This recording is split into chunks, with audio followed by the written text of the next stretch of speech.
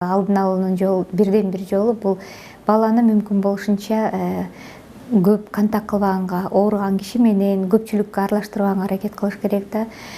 Ошол эле учурда мүмкүн болушунча маска тактырганга, көпчүлүк барган жерге алып барбаганга, мисалы үчүн жана базарга кошо ээрчитип барганына азыр көрүп атабыз, ата-энелерди базарда балдарын, кичинекей балдарын ээрчитип алып жүрүшөт.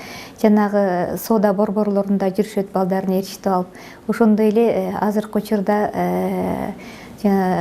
балдардын оюн-зоок борборлору бар эмеспи? Ошол жакта да балдарын көп алып барган ата-энелерди көрсө болот.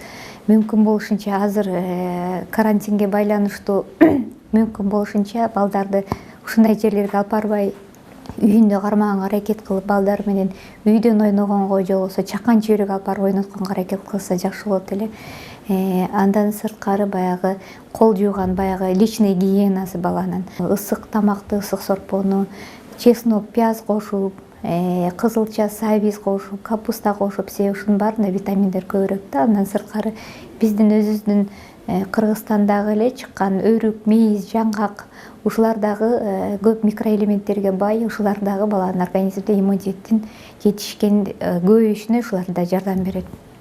Ошол себептен балага мүмкүн болушунча туура, жакшы тамак бергенге аракет кылыш керек да, анан көпчүлүккө көп чыгарбаганга аракет кылыш керек. Айрыкча ооруган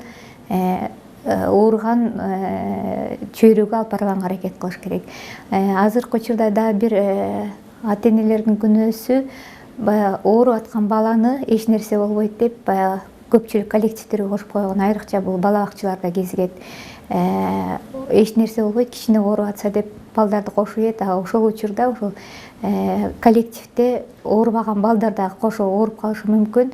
Баягы састымо, жөнөкөй састымо болгон бала болсо иммунитет ылдый да, ошол балага кайра башка оорулар жугуп калыш да коркунучу бар да. Иммунитет ылдый, коронавирус болобу, башка инфекция дагы жугуп калыш коркунучу бар.